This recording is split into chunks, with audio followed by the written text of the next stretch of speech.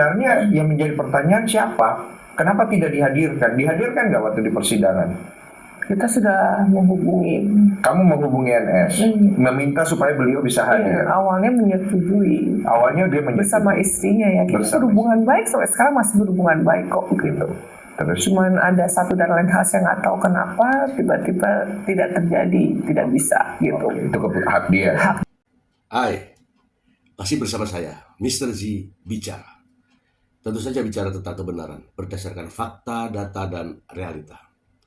Teman-teman, mungkin sudah terang benderang ya, bahwa apa yang diputuskan hakim kemarin ya, ketika terkait dengan putusan sidang gugatan cerai Mbak Embong pada Paula Verhoeven, jelas merugikan Paula Verhoeven. Itu jelas ya.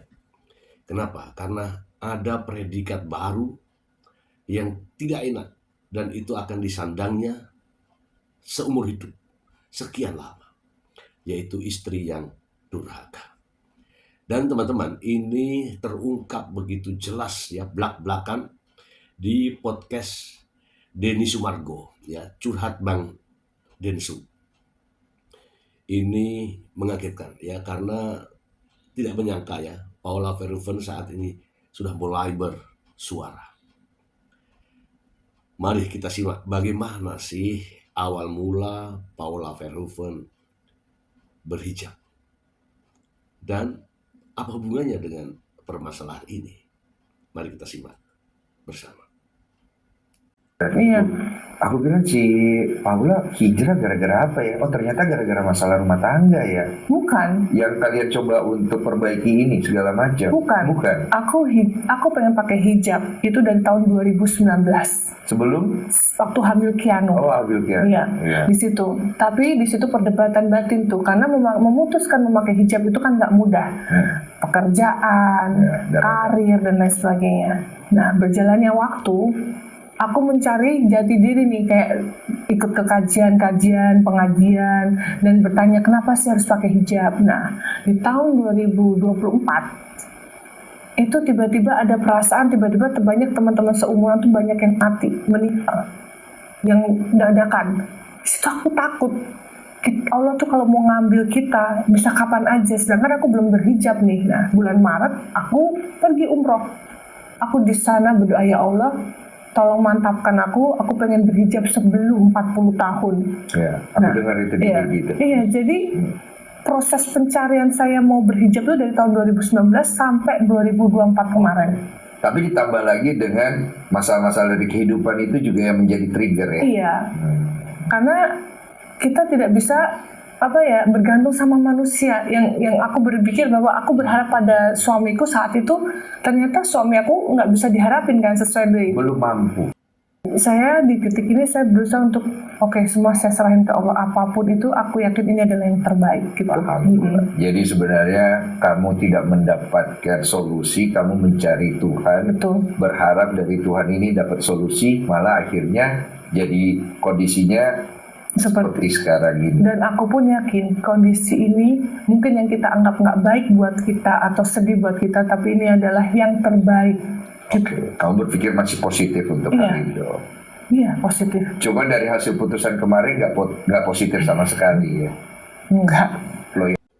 Paula Verhoeven begitu kecewa atas putusan hakim dan perilaku hakim dengan tidak menghargai, tidak menghormati privasi seseorang. Dan inilah yang disesalkan oleh Paula. Mari kita simak. Ini dilanjutkan tadi. Karena dia ngobrol tadi, ya namanya ngobrolin apa yang suaminya gitu kan, nggak mungkin juga di sini diobrolin gitu kan, pasti denger lah gitu kan, makanya dia ngobrol di kamar, tapi itu nggak dikunci. Kebuka. Dan artinya juga anak-anak bolak-balik, pembantu bolak-balik. Nah, pembantu bolak-balik itulah ditanya gitu, benar ketemu, benar, ya benar gitu kan. Tapi pertanyaannya waktu persidangan gitu kan, itu pada saat sidang itu kan lagi ngapain dia, gitu kan, lagi ngobrol gitu kan. Dan kemudian duduknya gimana? Jawaban juga bisa di sini Mas Insu di situ gitu kan, di sini. Udah. Dan kemudian tanya lagi gitu kan, ini ada zinanya nggak? Bukan dalam pertanyaan ada di zinanya gitu kan. Dia waktu lo ngelihat si Paula ini nggak ada gini-gini nggak gitu kan? Iya, maksudnya yang di luar itu ya. Dan Nggak kemudian masuk ada akal keriting gitu ya. gitu kan, dan macam-macam gitu. Nggak ada, biasa aja. Oh, nggak ada ngobrol. itu. Nggak ada. Nah itulah makanya apa namanya tuh kita bilang gitu kan. Jadi Keputusan. pihak ketiga itu di mana tuh? Diomongin di dalam persidangan, kagak ada kan? Paham. Kemudian yang kedua, dia bilang selingkuh. Itu selingkuh dalam hal apanya, gitu kan? Dan kemudian dari situ juga kita tanya,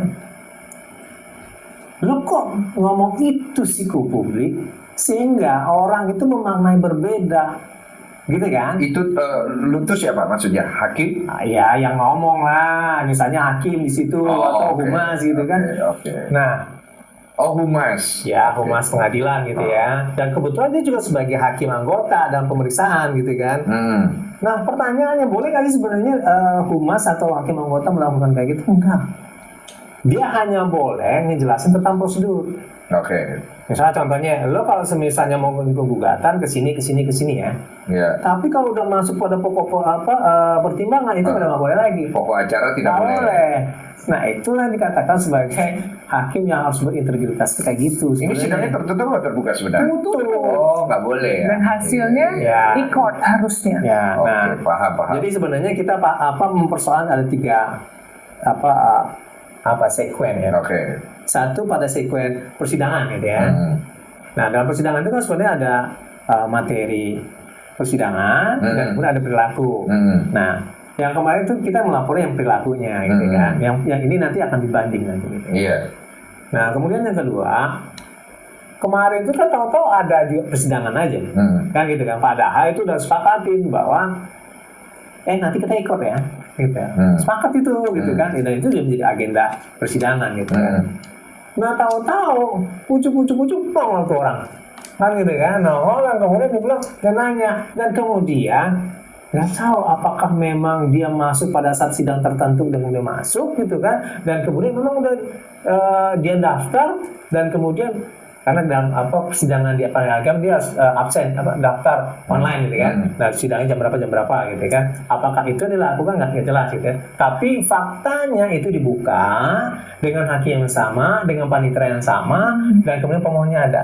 Data pemohonnya nggak ada. Pertanyaannya ada dikasih tahu nggak ada. Oke. Nah boleh. Itu ya. Paham. 2 gitu kan. Ketiga, cewek tuh diomongin apa yang ada dalam pertimbangan Iya. itu kan. Salah satunya itu yang paling jadi sorotan masyarakat adalah kenapa nomor HP-nya si inisial NS diganti nama cewek ya. Itu memberatkan kamu tuh posisinya. Ya, Betul kan? tapi kalau terkait ini itu sebenarnya kan dia mempertimbangkan kan. Saya udah sebenarnya kalau orang bilang kok baru sekarang ngomong di persidangan, aku teriak-teriak loh. Aku mendebatkan, maksudnya gini loh faktanya gitu. Kenapa aku merasa kenapa cuma didengarkan oleh satu pihak aja? Kenapa diganti nomor teleponnya? Aku sudah menjelaskan karena tidak mau terjadi salah paham. Karena saya ini gimana ya? Aku jadi takut ngomong detail karena gimana ya, aku takut ngomong detail karena aku nggak mau ini ya tapi gitu. itu dengan tadi penjelasan tadi ketika itu sampai akhirnya harusnya nggak keluar, itu menjadi keluar. Posisi kamu sekarang sulit banget untuk menjelaskan. Iya. Karena yang aku tangkap dari kamu, biarlah semua materi acara permasalahan ini tetap di pengadilan dan selesai di situ supaya secara digital tidak meninggalkan jejak untuk anak-anak gitu kan maksudnya. Dan saya kita udah ngotot-ngototan, maksudnya saya dituduhkan seperti ini yang didalilkan. Buktinya apa? Gitu. Terbukti nggak? Nah kita menjelaskan begini loh duduk masalahnya. Tapi nggak didengar sama sekali, malah tiba-tiba keluar putusan seperti itu gitu loh. Itu yang saya sayangkan, kenapa harus kayak gitu? Ini anak-anak loh yang jadi korban gitu loh. Dan sekarang kamu harus menjelaskan semua kan, mau nggak mau. Jadi susahnya di situ. Sekarang gini, kalau misalnya bertahan dengan semua isu yang sudah terlempar ke masyarakat, what's going to happen? Bingung nggak mau jawab seperti apa? Aku sebenarnya udah capek sih, 1 tahun capek. Sampai aku di titik kesini aja aku berdoa sama Allah, ya Allah, aku udah nggak tahu lagi cara ngebela diri kayak gimana gitu. Udah nggak tahu. Aku nggak tahu mau ngebela diri kayak gimana. Jadi aku udah pasrahin. Ini semua terjadi pasti akan ketetapan Engkau gitu. Cuman aku nggak tahu Mas, beneran. Udah nggak tahu cara membela dirinya seperti apa kan? Iya. Sebenarnya Paula itu diam ya, diam. Dia juga punya prinsip-prinsip yang tentu saja yang sesuai dengan dirinya. Dan dia nyatakan bahwa dia akan selalu berbuat baik, menghormati dan menghargai orang lain. Kita simak ya. Aku punya prinsip. Orang yang membenci kita akan selalu membenci kita dan akan percaya apa yang kita omongin. Gitu. Iya. Dan kalau orang yang mencintai kita, yang sayang sama kita nggak usah ngomong, mereka akan selalu ada buat kita. Itu saya setuju. Iya. Cuma kan hidup harus berlanjut. Iya. Ini Betul kan, Mas? ini adalah salah satu cara ikhtiar yang udah aku lakuin demi anak-anak dan kedua orang tuaku. Pertanyaannya sampai kapan? Hasilnya terserah Allah. Kemarin kamu juga putusin diem, ujung-ujungnya akhirnya kamu ngomong. Kamu mau bertahan dengan semua polemik yang sudah terlempar narasi yang di media nih, termasuk yang barusan aku dengar lagi ada berita terbaru. Kamu memilih untuk diam, ya. Masalah kamu ada sakit dan lain-lain, kamu udah tahu tuh pasti kan. Kamu memilih untuk diam dan udah capek, orang pasti akan ada yang bersimpati. Tapi ini akan menjadi jejak digital. Kan dari awal kita udah ngobrolin nih, anak-anak gimana bacanya, gimana bertanggung jawab saya, bagaimana saya harus menjelaskan, itu kan pasti ada di kepala kamu kan semuanya. Jadi untuk sekarang ini, biarkan begitu saja narasi itu. Kamu mau biarkan itu. Coba lawyer dulu. Dalam podcast ini teman-teman, saya tidak tahan juga ya melihat Paula memberikan penjelasan ya, walaupun sambil menangis ya. Coba Anda lihat tatapannya ketika Paula memberikan penjelasan, dan juga ketika sang pengacara memberikan dorongan dan motivasi. Dijelaskan kepada Denny Sumargo, namun Paula, ya sedih saya melihatnya. Sebagai lawyer kan memberikan pandangan secara hukum dan kemudian apa sebenarnya risiko-risiko dari pilihan-pilihan hukum yang akan diambil. Iya, itu dari hukum ya. Aspek hukum. Tapi dalam konteks yang lainnya kan pertanyaannya bagaimana kita meresponnya. Betul. Gitu. Nah, untuk meresponnya sih sebenarnya bisa dalam pendekatan diam atau kita meresponnya secara terbuka. Betul. Kalau misal ditanggapin terus gitu ya, itu akan tidak baik pada anak-anak. Terus kita ajak. Ini kan tidak dalam arti sesaat gitu ya. Betul. Untuk memunculkan kesadaran, apalagi ini kan yang namanya netizen itu tidak hanya berbicara tentang simpati, tetapi berbicara tentang angka-angka. Betul. Satu klik berarti berapa, ada macam-macam dan kan gitu ya. Kemudian muncul tentang hoax dan macam-macam gitu kan. Nah ini paling berbahaya sebenarnya gitu. Kalau misalnya salah satu pihak ya masih kita bisa memahami kepentingannya ini. Iya. Ya. Iya. Tapi kalau misalnya ini klikbat untuk kepentingan ekonomis, ini kan paling berbahaya. Iya. Iya. Nah jadi bagaimana Paul harus merespon? Nah sebenarnya responnya itu kalau menurut saya dia terukur. Gitu ya, terukurnya dalam artian begini, coba cari mana hal yang sebenarnya tidak bersinggungan dengan anak nantinya gitu ya. Nah, yang tidak bersinggungan dengan anak itu yang akan kita respon, terutama respon secara hukum gitu kan. Nah, bahkan yang menarik gitu kan, yang baru-baru ini itu pertimbangan hukum itu muncul, padahal yang namanya putusan gitu ya, itu hanya didapat oleh kedua belah pihak. Ya. Tidak untuk konsumsi publik. Tidak. Paham. Tapi memang ke depan itu akan dipublis sebagai bentuk akuntabilitas. Oke. Kan gitu kan? Iya. Parahnya itu diambil sesuatu yang sebenarnya tidak sesuai dengan fakta-fakta persidangan. Paham. Kan gitu ya? Iya. Dan kemudian orang berasumsi ternyata begini. Iya. Kan gitu ya? Iya. Karena informasi itu tidak utuh. Nah itu makanya kita minta dong kepada aparat yang majelis. berwenang. Kan ini udah jadi isu publik kan. Iya, Nah, bagaimana publik dalam artian direspon oleh negara ini merespon? Tadi kan karena kita menduga ada pelanggaran kode etik di situ, kita pergi ke Komisi Yudisial. Iya. Kan gitu kan? Karena di situ wilayahnya gitu. Atau mungkin nanti kalau misalnya ada kaitan dengan permasalahan tapi bersinggungan dengan lembaga peradilan ke Badan Pengawasan Mahkamah Agung gitu kan. Panjang bro. Iya. Jadi kemana-mana ya. Iya, karena ini berdimensi menjadi dimensi publik dan negara berhak untuk ikut ke dalamnya. Nah, konsekuensi orang yang melakukan itu ada di situ. Sampai pada wilayah-wilayah publik yang lainnya juga, gitu kan? Banyak. Gitu ya. Jadi kemana-mana. Kan? Nah, bagaimana publik dalam artian direspon oleh negara ini merespon? Tadi kan karena kita menduga ada pelanggaran kode etik di situ, kita pergi ke Komisi Yudisial.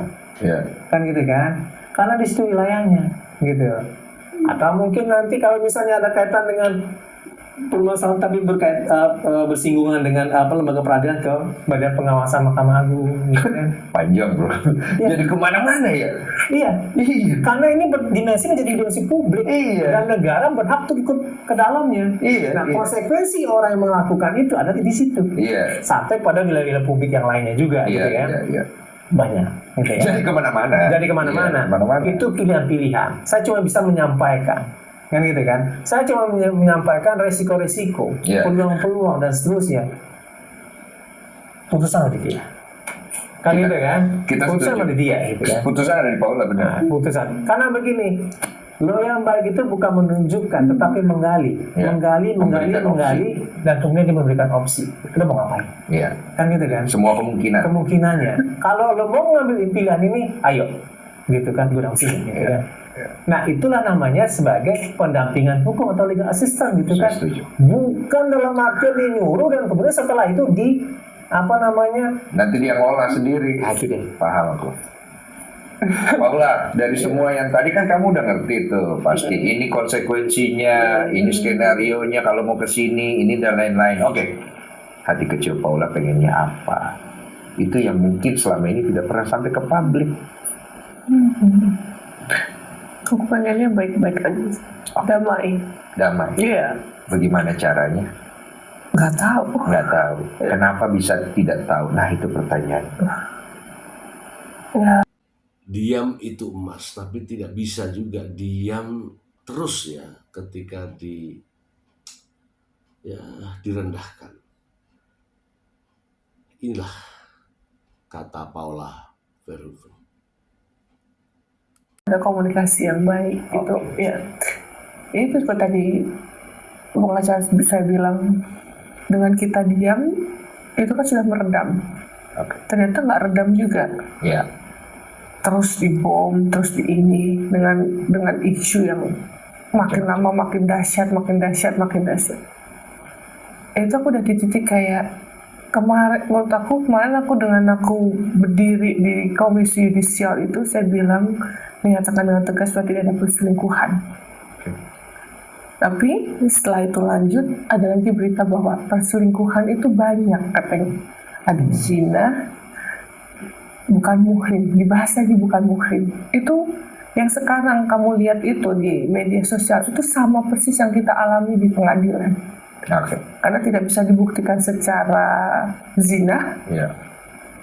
Tapi dibilang saya istri durhaka karena ngobrol dengan laki-laki lawan jenis. Seperti yang tadi aku udah bilang, saat itu aku sangat dengan segala kebodohan aku gak tahu agama.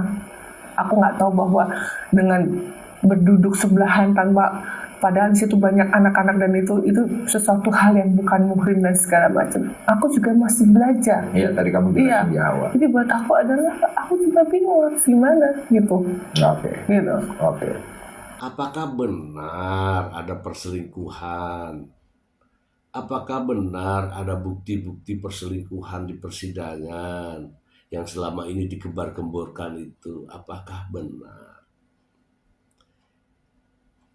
Mari kita simak, benar atau tidak ada perselingkuhan. Paula, bahwa tidak ada perselingkuhan. dan di pengadilan pembuktian perselingkuhan dari kalian itu tidak ada buktinya yang konkret dan jelas secara undang-undang ya? Ya, kalau dalam pendekatan hukum dan kemudian secara faktual di persidangan kemarin memang nggak ada. Oke. Nah, oleh sebab itu makanya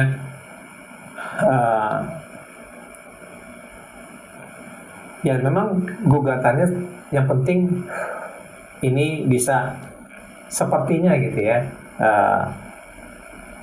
bisa menyalahkan beliau aja sebenarnya. Iya, kalau aku lihat secara pendapat subjektif aku, posisinya sekarang tadinya Paula di atas angin, sekarang Paula berbalik nih. Dia posisinya disikat kiri kanan. Ini yang aku lihat ya, maaf ya. Terus kemudian NS ini kan sebenarnya yang menjadi pertanyaan siapa? Kenapa tidak dihadirkan? Dihadirkan nggak waktu di persidangan? Kita sudah menghubungi.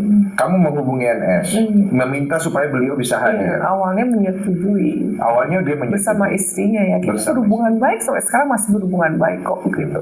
Terus cuman ada satu dan lain hal yang nggak tahu kenapa tiba-tiba tidak terjadi, tidak bisa gitu. Itu hak dia. Hak dia, dan istilahnya saya udah berusaha ya, balik lagi hasilnya terserah Tuhan gitu, terserah Allah. Jadi yang penting ikhtiar itu udah aku lakuin sampai detik terakhir.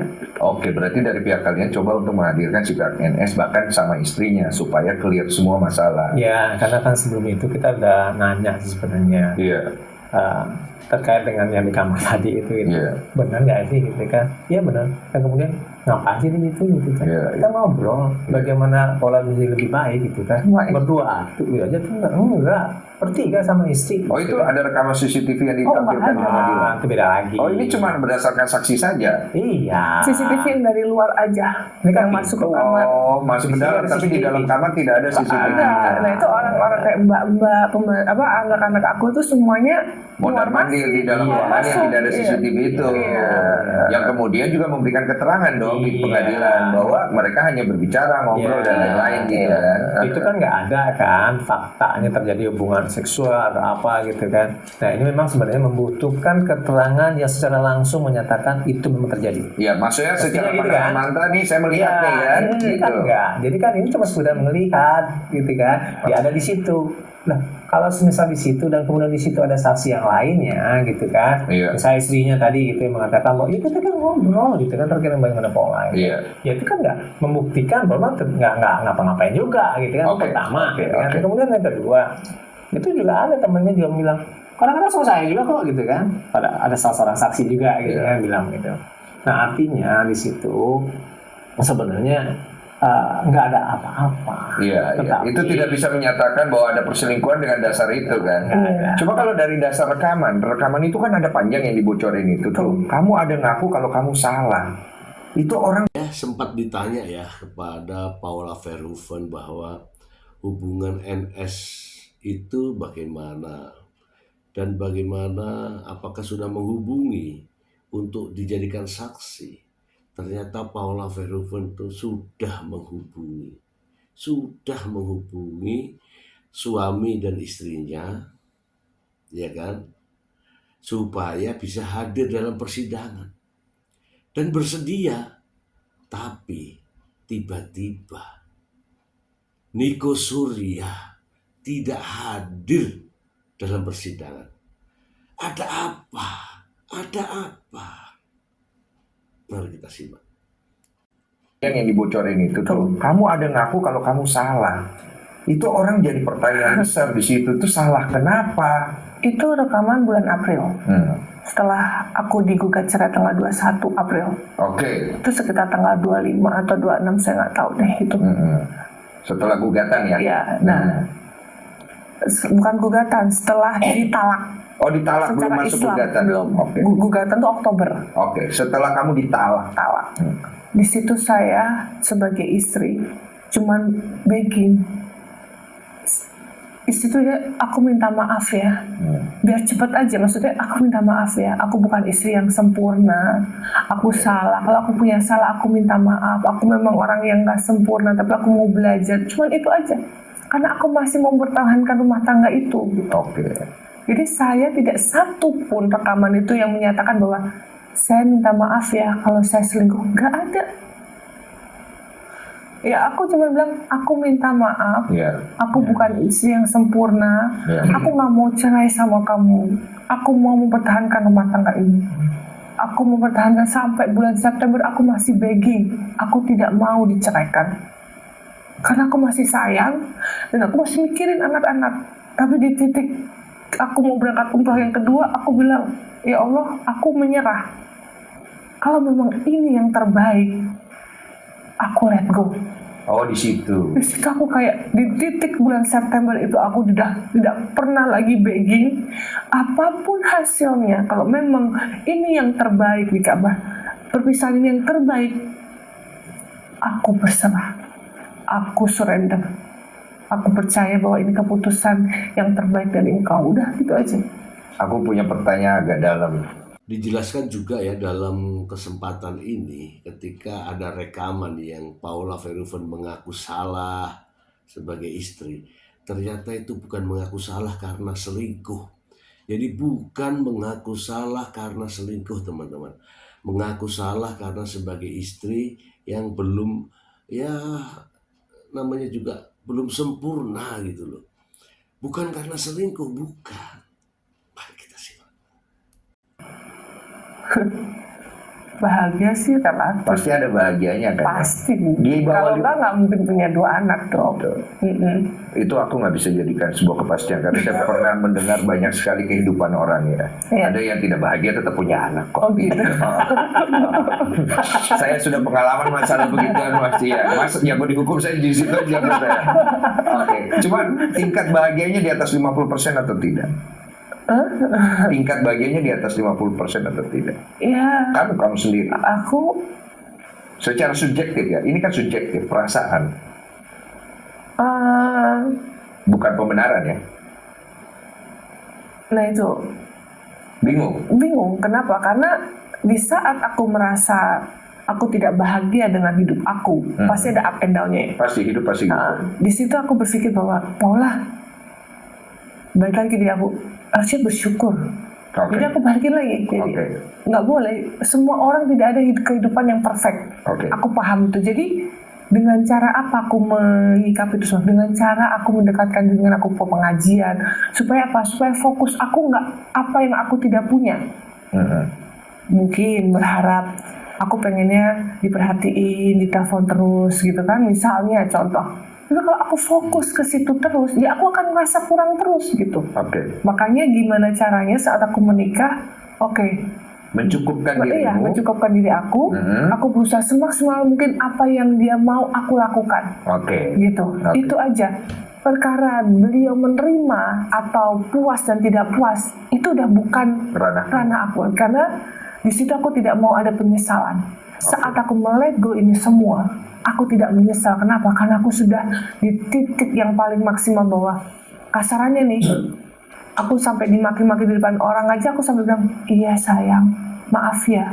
Aku udah di titik itu, aku udah cukup buat diri aku sendiri. Maaf ya sayang. Kadang-kadang yang susah adalah ketika kita tidak melakukan kesalahan tapi kita meminta maaf. Itu sih. Dan aku sudah di titik itu gitu.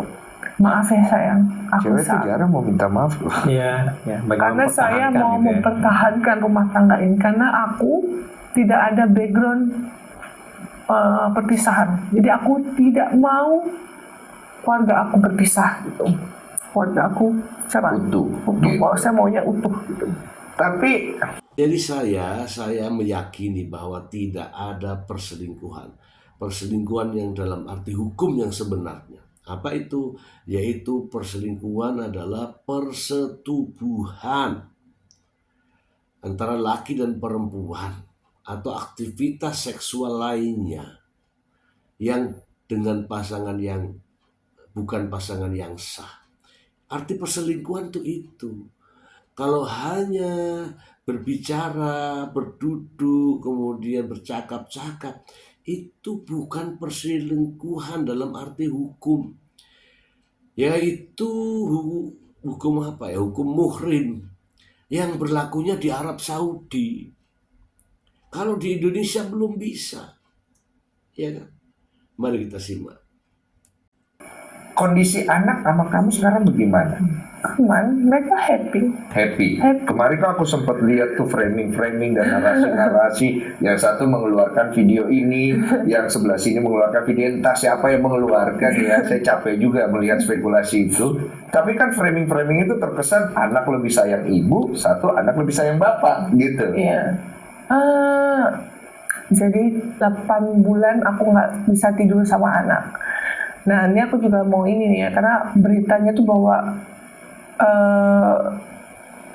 tidak diizinkan bertemu, enggak, salah, bukan. Berita tuh katanya lebaran kamu cuma dapat waktu 2 jam aja sama anak. Iya, Itu jadi benar. Jadi gini, anak aku gini, selama aku menikah, aku mendedikasikan hidup aku buat keluarga. Kalau saya bekerja pun, saya mensupport suami saya saat itu. Sangat mensupport, saya dibutuhkan untuk YouTube, program semua saya ikutin. Tapi fokusnya terhadap anak dan suami dan anak itu. Nah begitu saya, anak itu tuh udah hands on banget aku sama mereka. Nah tiba-tiba perceraian ini terjadi.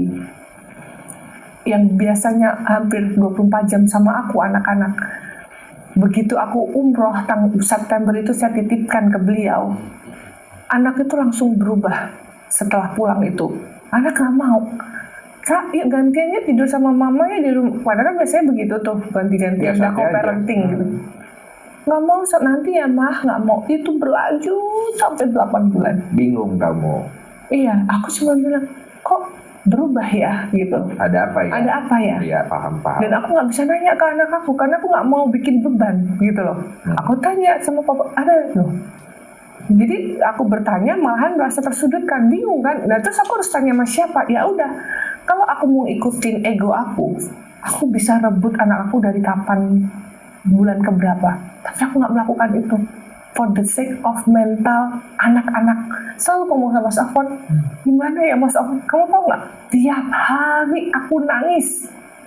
Kangen, jadi kalau ke sekolah, tapi aku tiap hari aku ke sekolah, entah 5-10 menit aku selalu muncul. Kiano, mama bawa Kiano, mama bawa dokter. Kiano, mama aku usaha terus. Sampai aku bilang sama gurunya, apalah artinya 5 menit sama yang 23 jam 55 menit gak sama aku. Terus kata gurunya, justru yang 5 menit itu mereka akan terkenal. Aku lakuin terus dengan sabar sampai akhirnya anak aku udah mulai welcome, mau main.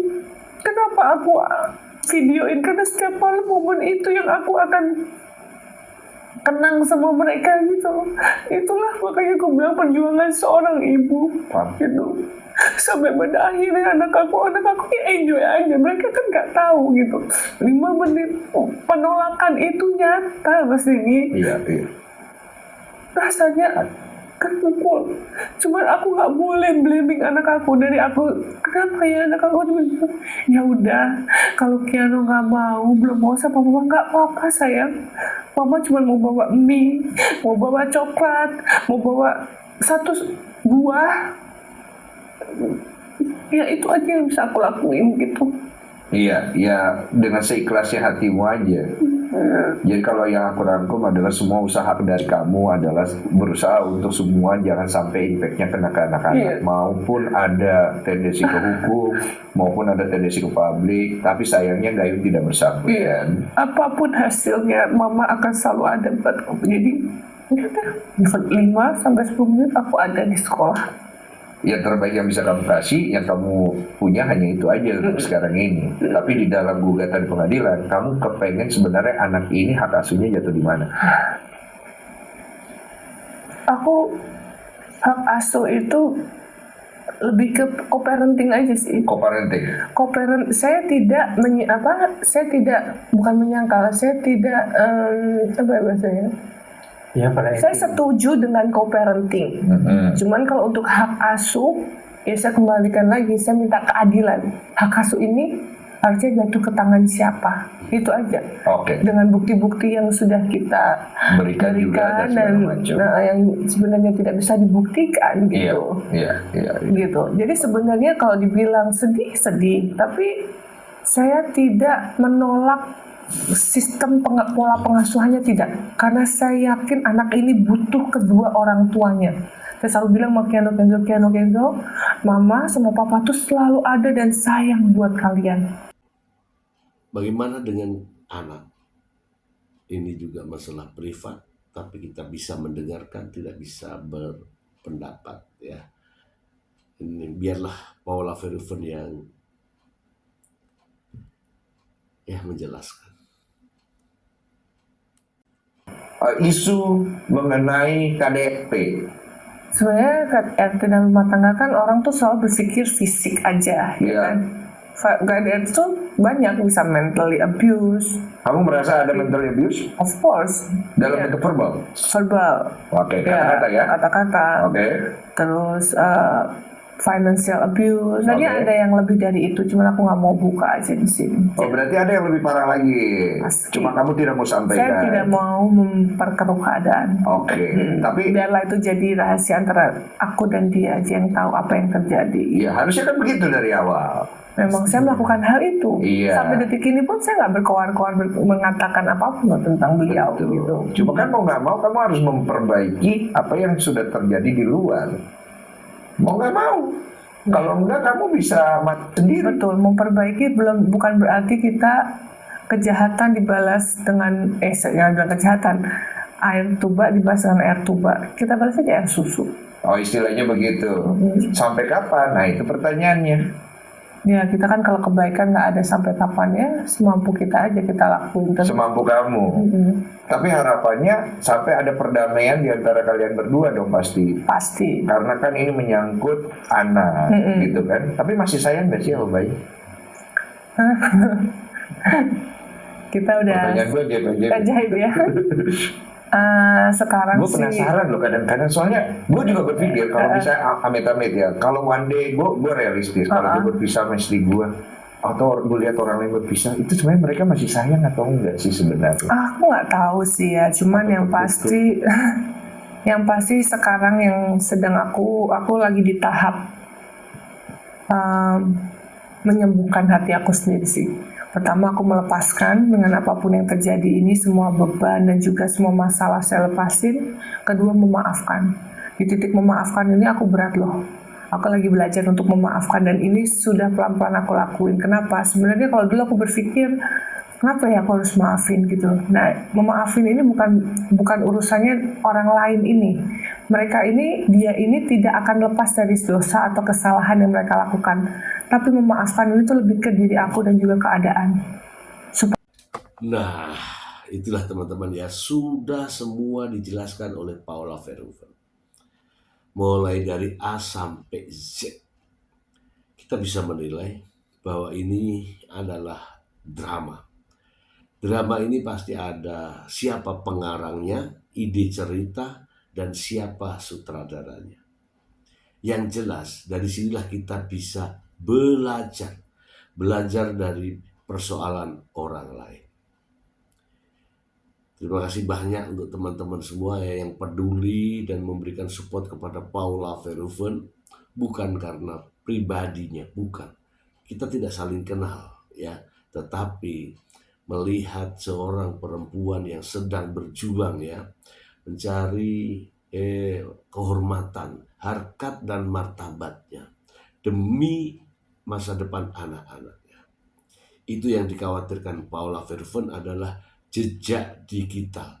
Ketika anak-anaknya besar nanti, pastilah menilai bahwa ada berita tentang istrinya, tentang istrinya papahnya, ya, tentang Paula Verhoeven, yaitu sebagai istri yang durhaka. Ini mengerikan sekali teman-teman. Ya, mudah-mudahan ya teman-teman, setelah adanya podcast ini semakin memahami bagaimana posisi Paula. Dan kita juga harus introspeksi bagaimana peristiwa seperti ini jika menimpa kita. Apa yang harus kita lakukan? Semoga bermanfaat. Terima kasih. Bye.